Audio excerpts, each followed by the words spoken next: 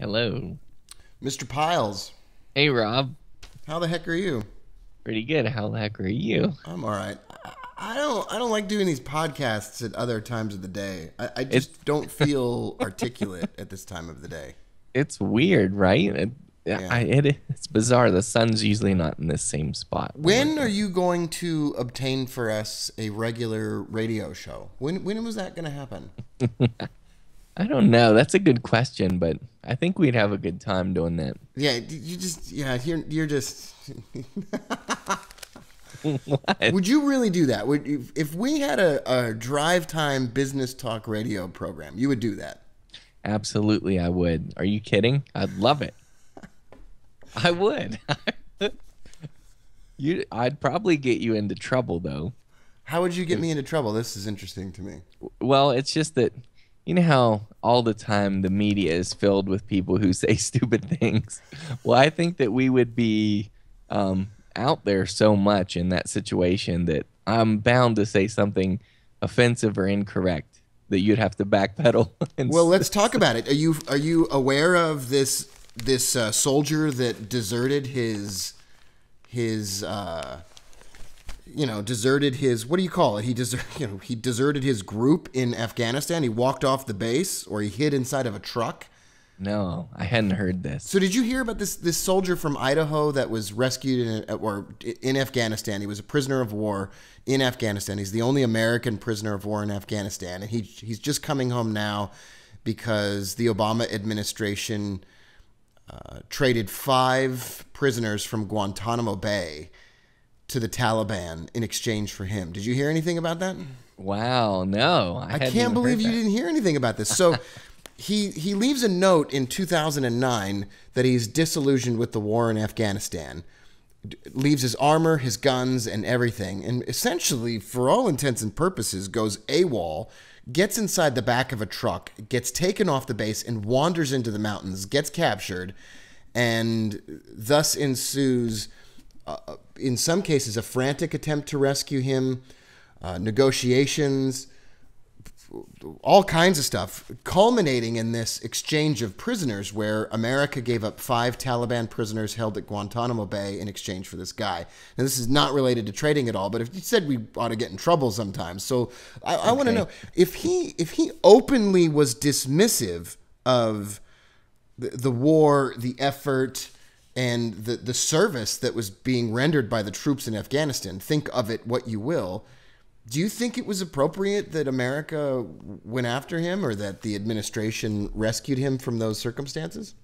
Wow, that's a tough question. I would say yes. I mean, I'm glad that we rescued him, but I'm confused because I just didn't think that we made any deals at all with terrorists and all that jazz. You know how we have that. We don't Right, we leave that to the negotiate. CIA, right? Isn't Right. that isn't that the line, one of the lines from one of the The sum of all fears. Sum Is of that All what- Fears, and then Okay. either Casino Royale or Quantum of Solace, the James Bond movie, where the CIA guys, okay, so we'll just make deals with people who are nice, like. Right.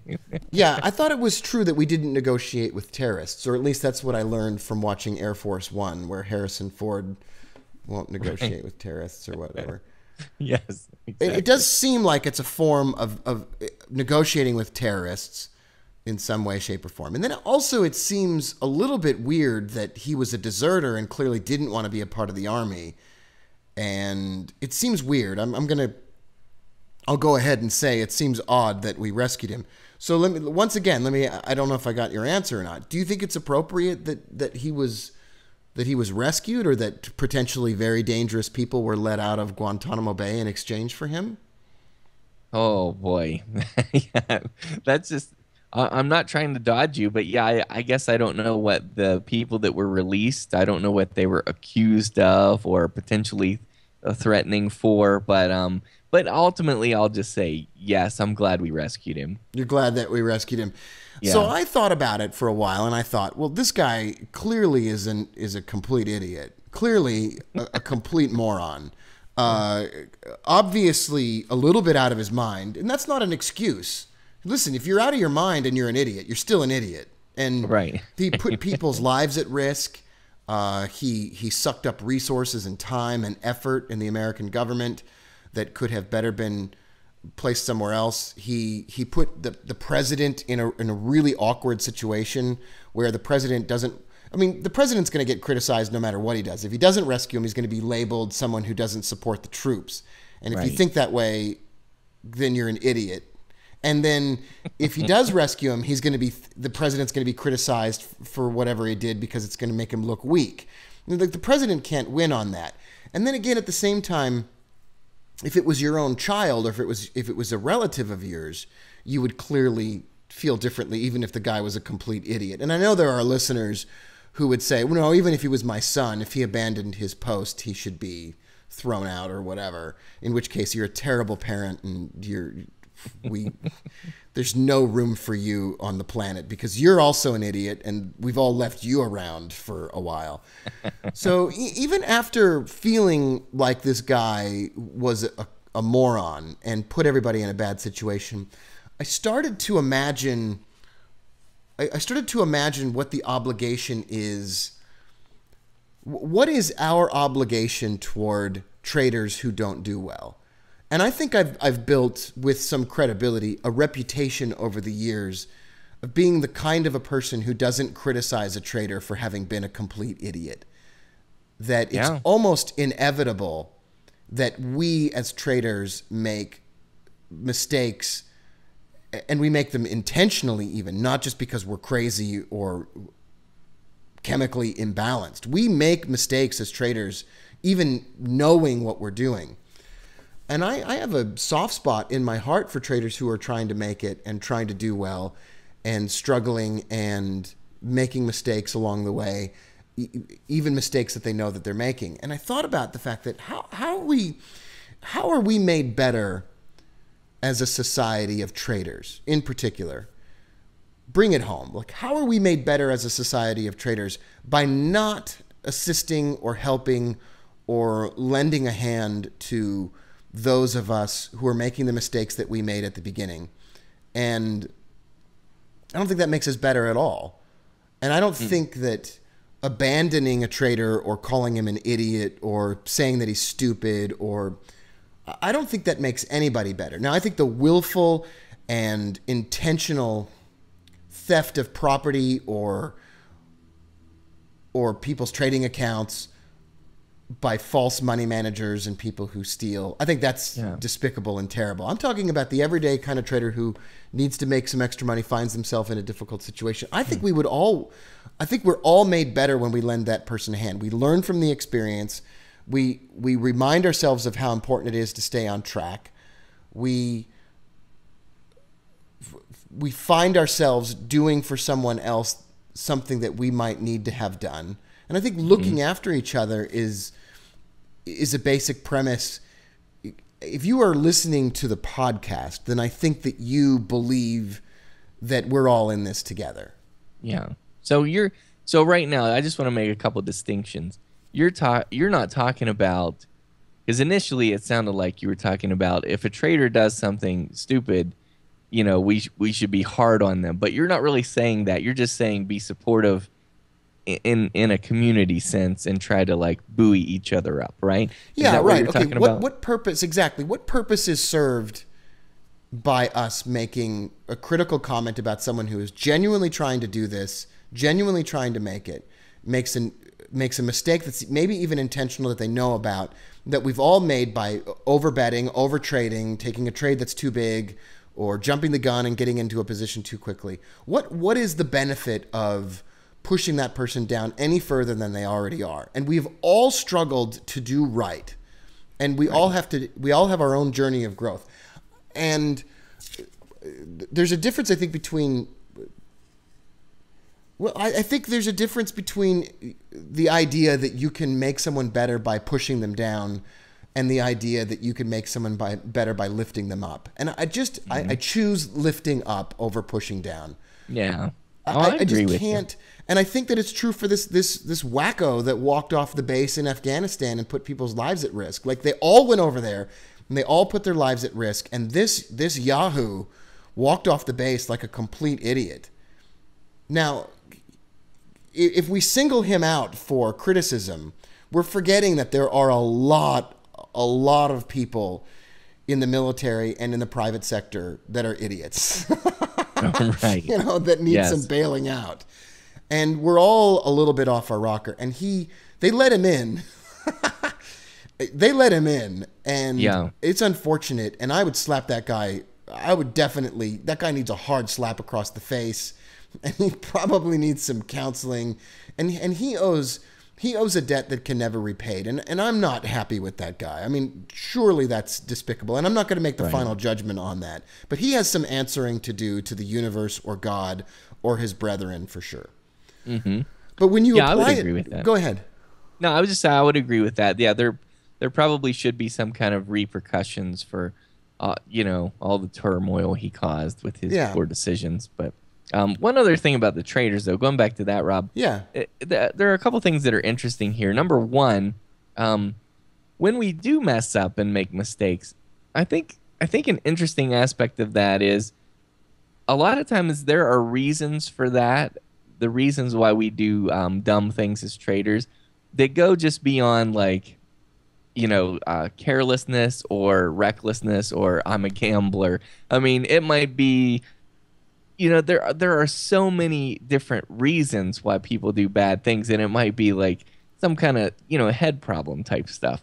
So, and I would even, I don't know if this is pushing it too far, maybe, but probably most people who make bad mistakes in trading, this is gross generalization, but I would say that there's some type of issue there, and it's not just like, hey, I'm a gambler. Well, even gamblers, a lot of those people have issues. What do you think about that, though? I mean, I think trading mistakes are never about trading. Trading Okay. mistakes are about psychology. Trading mistakes have nothing to do with trading. You don't make a trading mistake based on. It's very rare to make a pure trading mistake. It's very rare to have a catastrophic error where you've picked the wrong financial instrument, for example. It happens. Mm-hmm. That's a trading mistake, but it seldom is that the one catastrophic mistake that leads to a complete ruin. A trading mistake would be putting on a wrong trade size by typing in the wrong number. I think as soon as you get into a trading mistake like that, you're talking about psychology. I think you're talking about a underlying psychological occurrence that has led to the mistake, that there is an underlying issue going on. And oftentimes we are driven by the habits we formed or a desire to go towards the familiar, and we don't even know that we're doing it. So because of that, and it sounds like we agree on this, but you said it like way more succinctly than I did. Because of that, it seems like we could never have we could never be able to truly like legitimately like jump down somebody's throat because we don't know the whole story of their. I've been thinking a lot about this lately. I've been thinking just this news about the soldier who abandoned his post. I've been thinking about it with respect to my children, and I've been thinking about it with respect to traders whom I love. And one of my life's purposes is to inspire or motivate or help traders in any way that I can. And I feel driven to do that. I feel sort of obsessive about it. And I've lately had this reoccurring thought, Jason, that there is no benefit to pushing people lower. There is nothing positive that comes from violent criticism or pushing people down or shoving their mistakes in their face. I just don't see it. I think it's abusive. And I'm distraught at the times in my life where I've been short or impatient with my children. It's understandable, and I know that it happens, and blah blah blah. But it drives me to realize how little positivity comes into our lives on a regular basis. It is so easy. For example, listen to the dear listener. You're listening to the podcast right now. Have you ever done something for someone? Have you ever been kind to someone and sought their happiness, maybe above and beyond your own, and then found yourself in a position where where you felt a significant lack of gratitude from that person. There Yes. is just nothing. And that kind of a thing happens. That is a common occurrence in the office, in a relationship. It's so common. It's so difficult to find a constant source of, let me lift you up. Let me bring you from where you are now and bring you higher. Let me assist you in going to where you want to go, not from behind you and not by driving you lower so you can hit rock bottom. Find your own rock bottom if that's what you want to do. But Yeah. I wonder if we're all just, we give ourselves, well, he deserved it. We give ourselves an excuse for that. Well, he deserved it, or it served him right, or whatever. And we so easily forget all the times in our life when we were frankly forgiven for when we let people down or didn't do things the way that they might have hoped or didn't show up when they needed us, and how quick we are to assume that we've been doing everything right, and how fast we are to judge another. And I thought, with respect to trading, like, you need to hear it, trader, listening to the podcast, that you're doing most everything right, that you are doing a great job at this, and it's not easy.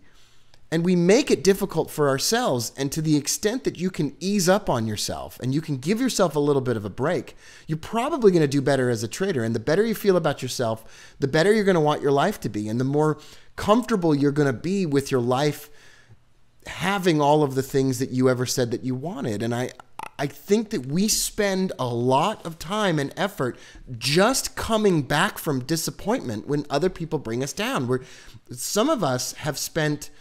Some of you listeners have spent a lot of your time and life just trying to get back to a level state of positivity after having been told it can't be done, or told that you're wasting your time, or people rolling their eyes after you make the same trading mistake a number of times. And I think enough already with that. Like, it's not.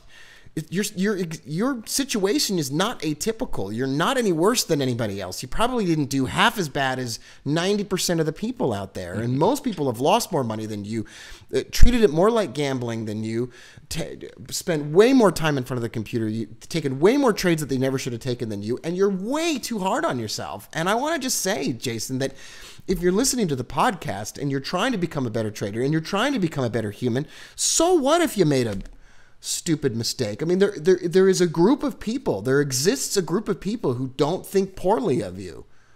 They don't think that, for goodness sakes, I mean, the most successful investors in the world have a story, and many of them where they didn't do it right. Yeah. Well, see, Rob, I love what you're saying, and I totally agree with what you're saying. But if I can speak from the listeners, because I bet a lot of them are thinking this, and I'm sure you'll have an answer. For whatever reason, at some point, we determined that the measuring stick on how well we're doing or how successful we are is how much money we make. And so if traders aren't making enough money, or if they're not making tons of money, then they feel like a failure. And so how can we traders overcome that kind of because I love your philosophy, what you're talking about, and that is how people should think. But we use the actual income or the money, the profits, as the measuring stick. Yeah, well, I think it's a universal feeling that we all have, that if we bear children and they're young, we love them dearly, and we find them cute, and they're annoying and they're loud, and we have to clean up after them and all those things, but we love them. And rare is the case where a child is physically abused for not being able to walk at the age of 2 months. It's rare, or it does happen. The world is full of disgusting people. But generally, we don't get upset with a child for not being able to walk at 2 months. And my son Isaac was born in 2006, and my wife at the time and I were really concerned about Isaac, and I had tons of fears about his safety, and I was worried all the time, and we were both kind of worried all the time. And we had this staircase in our home back in West Virginia, and one day I came home and he was, I don't know, 7 or 8 months old, or 6 or 7 months old, and my wife was helping him roll down the stairs. Like he'd like extend his arms and his legs, and then she would let him fall down the stairs, and boom, boom, boom, boom, boom, boom, boom, down the stairs, and it's like frightening and scary. And she would do it over and over and over again, and I'd be like, wow, this is kind of, it's a little bit frightening, but I immediately understood what was going on. What she was doing was saying, rather than be afraid when he starts to walk or starts running down the stairs, I'm going to get him accustomed to this environment. So he would scrape his leg, or he would turn when he wasn't supposed to turn. And he might bump his head a little bit, and it even makes you feel a little bit uncomfortable maybe listening to this. But he became this kid who would just fly down the stairs when he could finally walk, and had no fear of objects or the world around him, and felt comfortable and felt understood, you know, his space and time in relation to other people. And he's kind of wild now, and you know, I love my son, and the podcast listeners have seen his head pop up on the podcast. So do we get mad at our children at 2 months for not being able to walk? And do we get mad at a trader early on in his trading career for not being able to make enough money to support himself or herself immediately?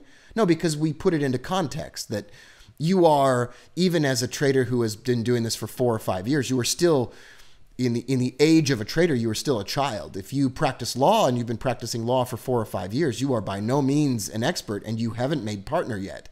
You typically won't make partner for 7 or 8 years. You're still considered a child, and you wouldn't be in trouble as a lawyer at 4 or 5 years for not being able to do the work of a partner of 15 years. And you certainly shouldn't feel as a trader of 3 or 4 years, or much less 1 year. You shouldn't feel like at that stage, if you're not making enough or making any money, you shouldn't feel like that's a failure. You've made a decision about what your future career is as a trader, in the same way that we know that our children are going to walk in most cases by the time they're a year old. And you're going to give yourself that time. So put it into context and enjoy that moment. Enjoy the moments where you're just going down the stairs, or you haven't had your first great success yet. Enjoy those moments, because there is only one beginning. You only get one chance to do this all for the first time. And rather than look at your situation in terms of what you haven't been able to accomplish, don't let what you haven't accomplished spoil what you will eventually be able to accomplish, as long as you don't give up. Love it. So we promised to talk about, I don't know, works of scripture and whatever else, Jason, on the podcast today. And I haven't forgotten. I've been collecting some things. Me and too. I've actually started, I have one from the Christian faith. I have one from the Buddhist faith. And I am looking forward to that conversation. So when we come back in an episode soon to be podcast, we'll be talking about that. So for those of you that have been waiting for that, Jason, I just wanted everybody to know that's coming. But I had all this other stuff on my mind, and I wanted to bring that up. I liked it. Well, I'm glad you did. Yeah, I think it'll be interesting to talk about how various faiths look at money. Yeah, I think that's interesting, and I've been doing some research myself. And I want to ask the listeners a question that will come up on that next episode. Can you learn to trade in absolute silence? Can you learn to trade if you never talked to another person about trading? Imagine if a brand new trader comes along, they seek your guidance, and you give them no guidance, and then they download a platform and they learn to use the platform. They have no access to books. They have no access to materials. They have no access to live or delayed or recorded instruction. They simply have the charts and the financial instruments and a trading stake. Can someone learn to trade in absolute silence? We'll approach that question when we come back on another episode of the Traders Podcast. On behalf of my friend, the producer, Jason Piles, I'm Rob Booker, and you're listening to the Traders Podcast.